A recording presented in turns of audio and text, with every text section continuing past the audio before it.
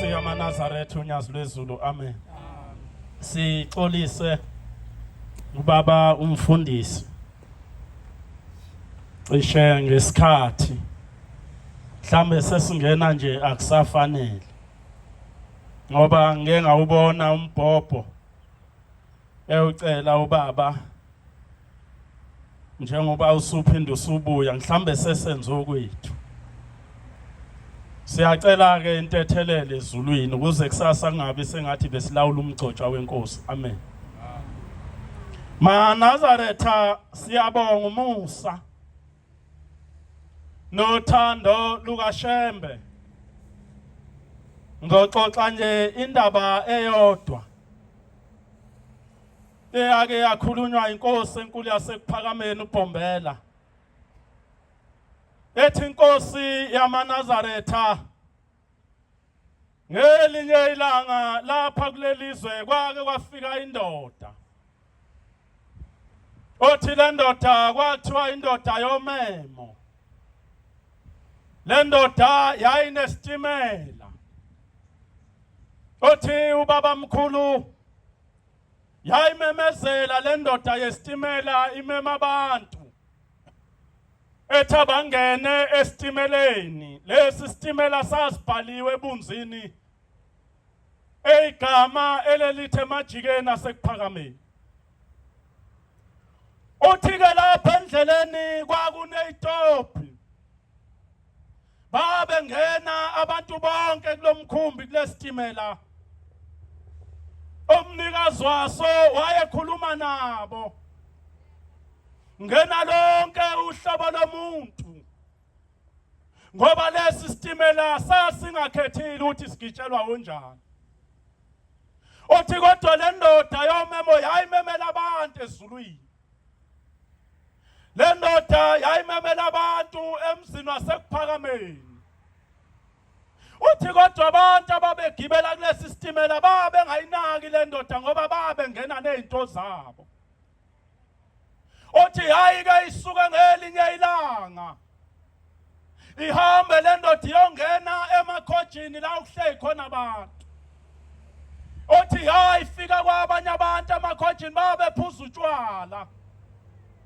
Abanye kwamanye amakhoji bebhema ugwayi. Abanye babenza yonke into ongayicabanga. Uthi alukho uhlobo lomuntu olwalungekho kulesi sitimela. Noma le ndoda yayishumayela kodwa akekho wayeyinaka. Uthi sahamba njalo lesi sitimela sendoda yomemo. Kwakuthi umuntu mayesefikile estopini okwakufanele asale kuso. Sasimbela lesi sitimela kuvuleka icapha bese behla bafanele kuleso stop leso. Ethi saze safika lesitimela endaweni eyayinzima. Eyayinodaka sangena lesi sitimela odakeni. Uthi wababiza lo muntu wasezulwini ethi abehle lapha esitimeleni kodwa baze bavuma. Ngoba babe ngamnakile bengamlalele belibela izinto zabo ababezenza zasezweni. Uthi hehla le ndoda yomemo yanqamula odakeni.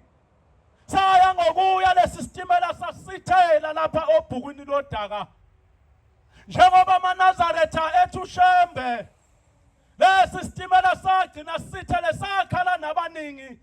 Ngoba uthi stop isakhona sogcina esagcina lesitimela siphelela kuso singasafikanga emzini waseKuphakameni.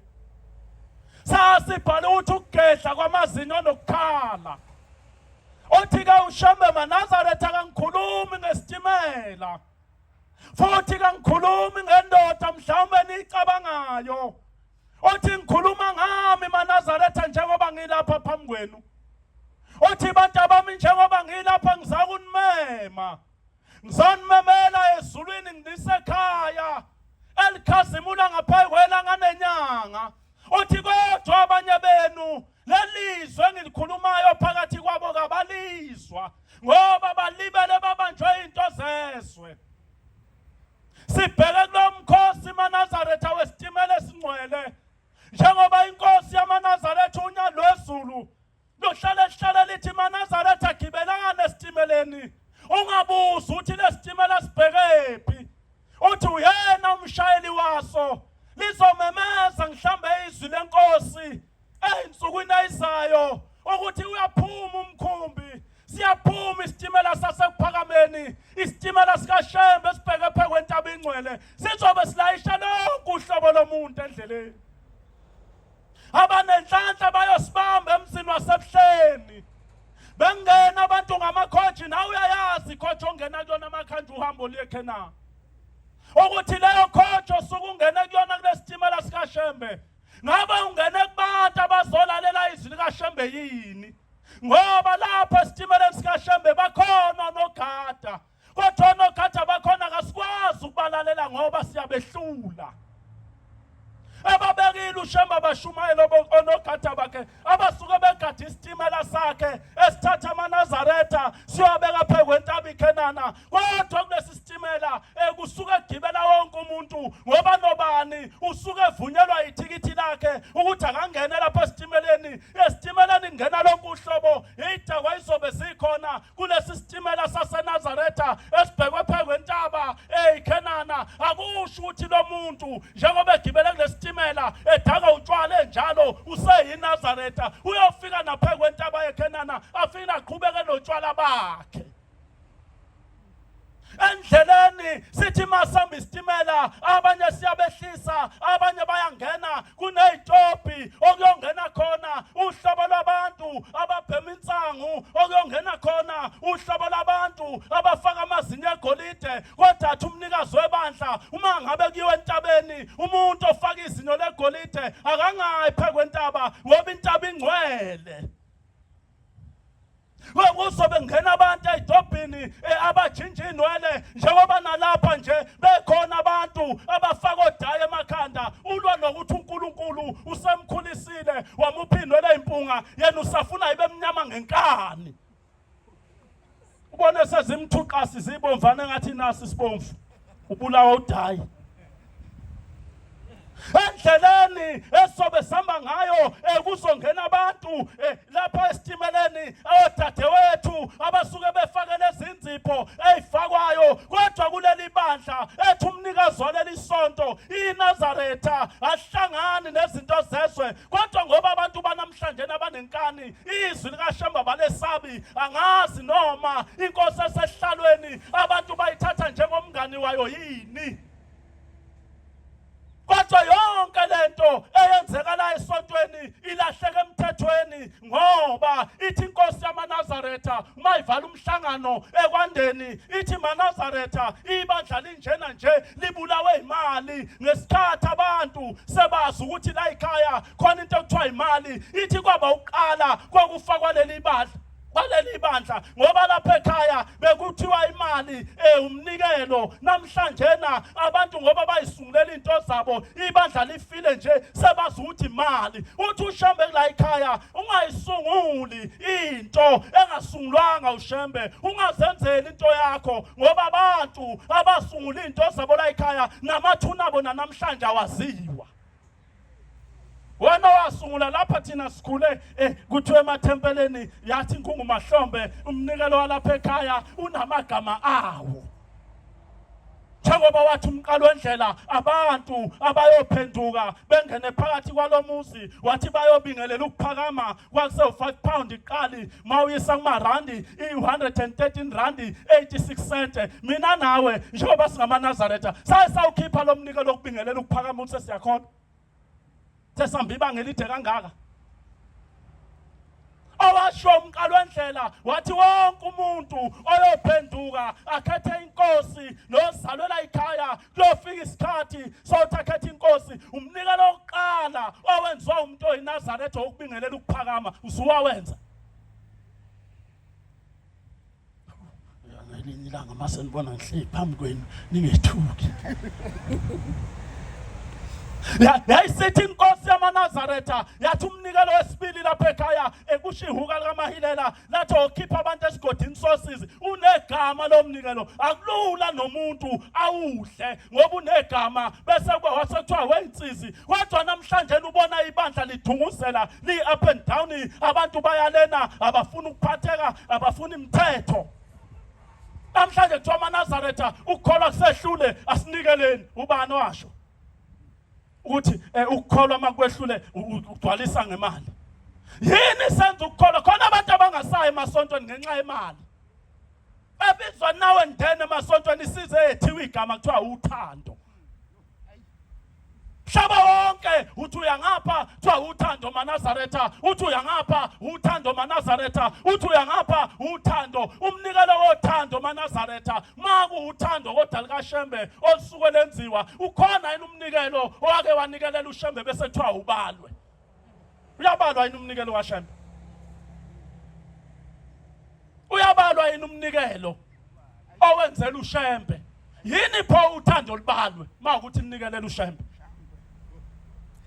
Ngoba uyakuShembe umnikela ubalwa nanga umvangela umdluli namhlanje ethempelini lapho kusuke ukhona khona umhlangano akasayisho imnikelo ukuthi uhlambuluka umnikelo ongaka igubhi imali engaka ngoba into eyaziwa umaNazaretha lento yenza ukuthi ubaba ahlaselwe uhulumeni.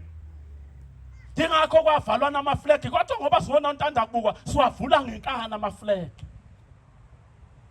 Seyithathe imali uthole namadoda ngangazi ngamakhosikazi mina okuthiwa yenza lezi zinto zokuchoma njengoba suke kuyimkhehlo nje akuchonywe intombi imali ekhanda. Namhlanje uthola namadoda edludlo 200 lapha emkheleni esontweni nawo lolu ulimi lo mama baye bathi bavuna opelepele amadoda avunani. Ngoba baye batho mama bavuna opelepele indoda mayisuka ifaka imali ekhanda yona ivunana. Ubani lo fika idonse ngoba amakhosikazi adonswa omunye unkosikazi. Ibandla likaShembe lifa nje yilento khona abantu namhlanje sekuyasinda ukuya ethempelini ngoba uzothi uyafika usakuvele ethenjwa waqa inkonzo bese kuthiwa uthando. Alwani lolu uthando alinagama. Anagama loluthando ibalwe uNkulunkulu befundisi ngiyaxolisa ukusho lento kodwa befundisi benkosi sengathi ningabakhuza laba bantu abasuke beseduze kwenu abasinikelisa uthando ngoba khona into ebhlungu ayayenzakalayo kodwa esontweni akekho okhuzayo. Angazi mina ukuthi ingane iyahlela inesitshini sikayise kufika sishayisa uthando lube ibondaka libe ngaka ethempelini lubalwe besuza umshumayeli osiphethe ethi maNazaretha phakathi kwethu khona umfundisi wenkosi umgcotshwa bese kuthathwa kulolu uthando kuthiwa lukaShembe kunika umfundisi. Uthathwa lana kade ishawelwa uShembe bese kunika umfundisi. Yini umgcotshwa wethu angasho ukuthi maNazaretha umshumayeli sesikwenzileko kwenkosi ake siphuzise umfundisi wethu ophakathi wethu drinki wozani maNazaretha lo 10 rand lo 5 rand kwathathwa esitsheni okuthiwa isikaShembe. 12 amazwi ahlakaniphileyo. Yeah.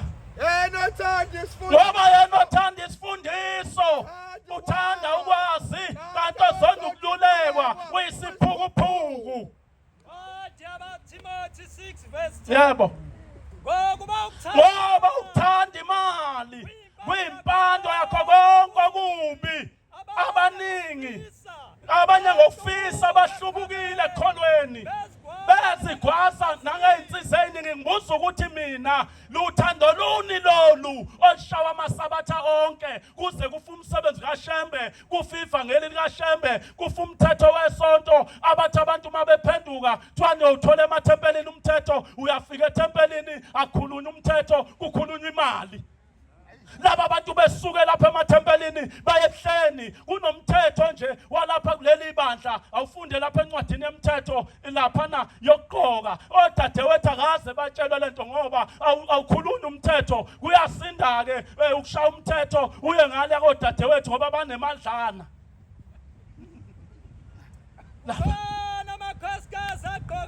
Kukhona amakhosikazi aqokayo siyanxusa ukuba buyele emthethweni kaNkulunkulu ngoba lokhu ukugqoka kwabo abayigqoki into ejabulisayo.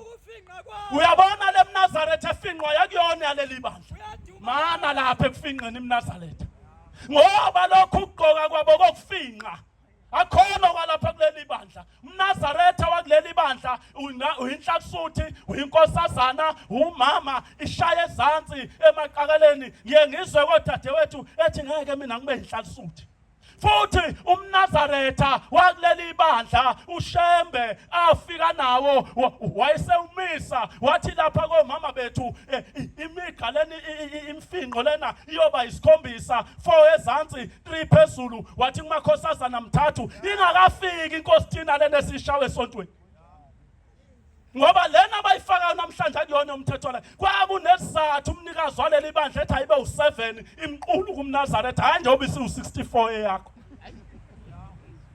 le nkosi thina yakho yanayo esihogweni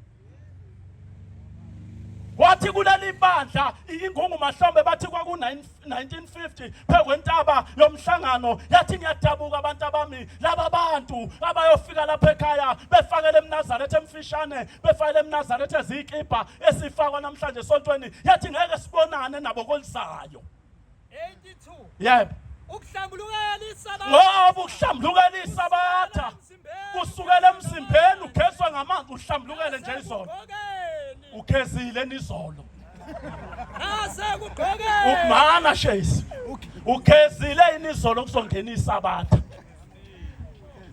wozela nje usindwa insila eviki lonke awuhlambulukela isabatha kuyagezwa lapha kuleli bandla mangena isabatha uphavu umzimba ngamanzi uthatha ishethe elimhlophe ufake emzimbeni ulindele ukungenisa isabatha lingeniswa ngeshethe elimhlophe ubona ukusinda nasethempelini ngesabatha ungibathi ishethe elimhlophe ufake elimvinqo nje ingoba nasekhaya isabatha awulingenisi nasekugqokeni iyembe elimhlophe uyayizwa ke ugqoka iyembe elimhlophe mawungenisa isabatha ekhaya hayi ethempelini nengubo yesabatha emhlophe nengubo yesabatha emhlophe hayi upowder blue mana hayi sibhakabhaka nengubo yesabatha emhlophe phawule yakhe powder blue yafika nobani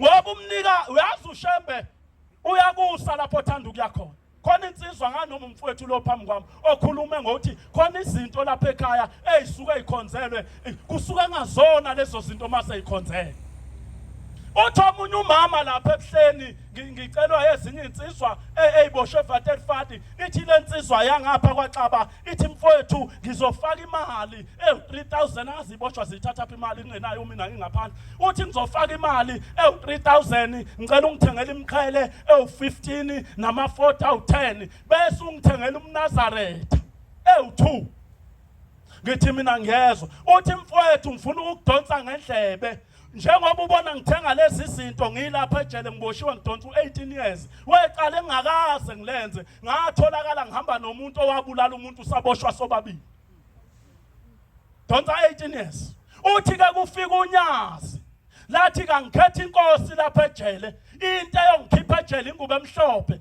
uthi wayesethi mntanami woza ngukhombisa umNazaretha engifuna uthenge uthi baba edlula abantu athi hayi lona kwedlula omunye athi hayi lona uthi baba ngifuna le ngubo lena emhlophe uyangizwa ngithi mina ngiyeza uthi baba ngifuna lena abayibiza ngokalika uthe uShemba ngothenga yona iyona engikhipha ejele ngizwane ngayigqoka siyophela isigwebo wena le yakho wayinikoba ngiyakhumbula ifika kwathiwa hey tabana engabe senizona yini ngoba senigqoka engani kwathiwa hey tabani njengoba senigqoka nani seningene asemthethweni wamadoda bese ngihlala phansi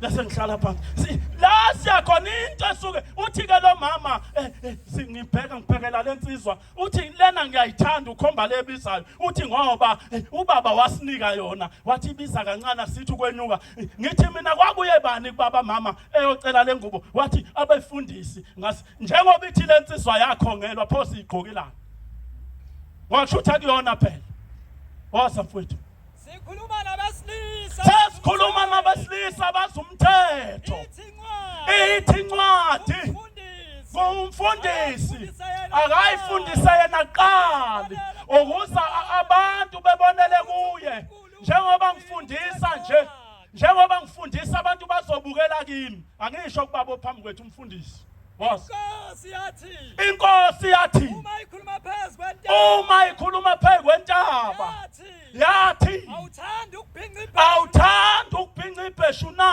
uzolibhinqa uyolibhinqa noma ungasathandi ngoba ngiyokulubuza lapha emhlabeni ngize ngilibize nasethuneni nala siyakhona uyabuza kwekuthi ngiyabuza ukuthi uyakubona uyakuba was uyakuba ngoba ushembe lapho ekhona ngiyabuza ukuthi uyakumbona yini ushembe lapha ekhona ngoba lapha khona ushembe kuthiwa ubhinqile uzoya kanjani kushembe wena ungabhinqile qhubeka iphelile ithi angaphakama umuntu ongabhinqile phakathi kwethu ngoba saze ngasitshelana qhubeka Kwalunye usuku yasibisa lapha ngolunye usuku yasibisa inkosi emzini wasekuphakameni nina besilisa yabuza izwi yathi nihlubukelani uNkulunkulu na yaphinda kabili was yathi ngizonichazela ukuthi nihlubuke ngani uNkulunkulu yathi ngisho ngibona abantu abebebhinqa befaka injobo sebengcosana namhlanje abantu abaningi babalekele ezikoshini nishiyile imvunulo kaNkulunkulu nigijimele abantu ngoba abantu abasafuni ukubhinqa mathiwa ke imgidi abantu bonke nekhehla uthola dondolozela nalo libheke esikoshini liyeka le kaNkulunkulu lihubha lena yabantu eyafika noJantori Mzwani uphombela isitimela samampondo elapha yana phesha kothukela lo mlungu lona owayeganwa amakhosikazi awu 11 eyafika inkosi uSolomon yamenza inkosana abamnikizwe lonke lelizwe kuswaphesha kothukela uze uyofika eRichards Bay kwakuyizwe likaJantori athi ubaba omkhulu equbise khona bebeka amadokodo lapha yana phesha kothukela ngakononoti le ndoda mayifica amadokodo baba omkhulu esahambile ubaba omkhulu yafike yawashisa namhlanje abantu bathanda leyo mvunulo ongaxoxela isivumelwane esenziwa ushembe nale ndoda eJantori okunamhlanje nakhona umzukulwane wayo obuya ejele lapha ebuhleni icala lawo leyo ndoda likathethwa iyona yafika nesikotshi emzini wasekuphakameni njoba ungenamvunulo nje lokhu usiqoshela ngesikotshi awu noba uyasibhinca unayo ubaba injoba uzobe ebhinqile siyekhena ngizobe uhamba lobhobhobo wakho eblue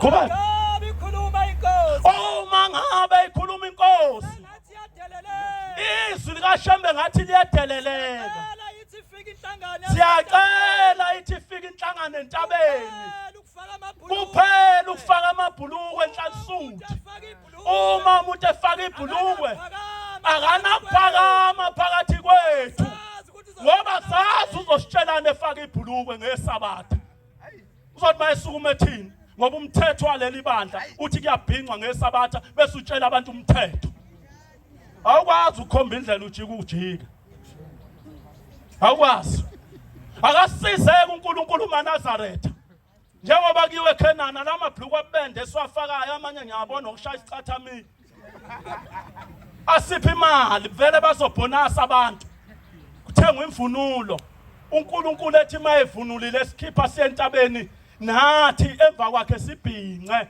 ngoba imndeni yakhe ilobani wena ungabhinqile uNkulunkulu ebhinqile uzofika ubikeni uNkulunkulu ungabhinqile bathi uNkulunkulu ngisho wenza umsebenzi ekhaya uyabhinqa awukwazi ukuyoma emsamo ebantwini ababebhinqa abangalazi ibhlukwe uqhamuke nebhlukwe wena yikho ungaguqi nje ufika uqoshamisa okatsotse eshuka insangu ume kanje ngoba ufaka ibhlukwe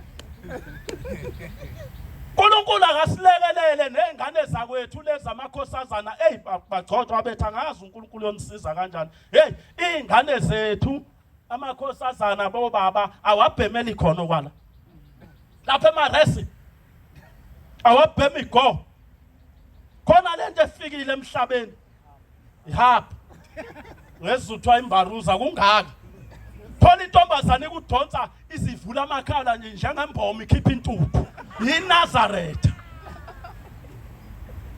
iNazaretha inkosazana ka25 uyayithatha wena uthi uyokwakha umuzi kayihlo uthatha ibhemane ufaka imali uthi kuthenga ukudla akuthenga ukudla kuhlale kuthunya intuthu nje endlini yakho ungafunga ukuthi le sitimela sakudala samalahla kanti umkakho uyabhema ekamereni uyikhipha ngamakhala iphume ngewindi baze bethi abanansi indlu kaSibani banisha kanti hayi umkakho ubhizi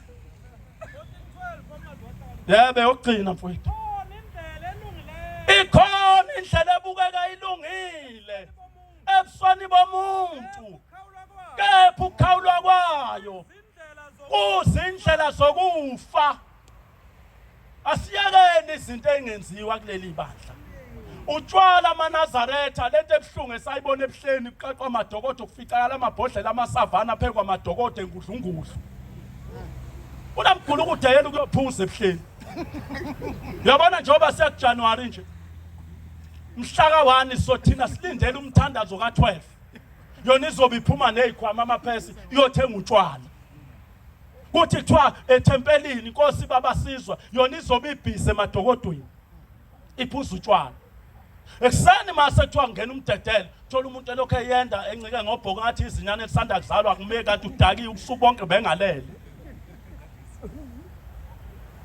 suku bonke bengalele ngoba namhlanje amaNazaretha ayaphuza amaNazaretha ayabhema amaNazaretha kaweswa anenkani 25:27 Jeremiah yep uyakuthi kubo usho uJehova wamabandla usho uJehova wamabandla Thixo kaIsrayeli uthi phuzani nidakwe nihlanze niwe ningabe nisavuka ngenxa yenkemba utshwala buyona into elungile into yokubulala isizwe njengoba kuthiwa inkemba nje inkemba iyabulala wokubuka umuntu nje mayisedawe khona banengozi lapha kodwa akazawushaya umgangeni akaze futhi kaqhathwe nasekukhuleni kwakhe nje kuthiwa nanga umfana neqhathwe kwelusena akaya nendaba yokweqhathwa kodwa kuyingozi udlula mina engaqhathwayo ngoba utshwala beyayikhandela ilima nengozi nje uyazi utshwala okufanelwe ingozi lokufuthi elanga phambili akuvamile umuntu odakwa abe nengozi ngemuva isikhathi esiningi iba lapha esiphongweni ngoba unethe ngahamba kabili kathatha abona into engathi ihleka bakususa ngesiphongo uNkulunkulu asilekelele emaNazaretha sesendleleni ebheke emakhaya uJehova ahambe nathi kuthi la siyakhona emzini wobabamkhulu nalapha esazalela khona sakhulela khona ngaphambi kokuthi siye ebuhleni akube nezinto phela ezizenzayo ezincane zokubikela laba bantu ukuthi siyahamba semhlanganweni uvela uphume nje mjondolo uGulu uNkulunkulu abusiseni izwile amen.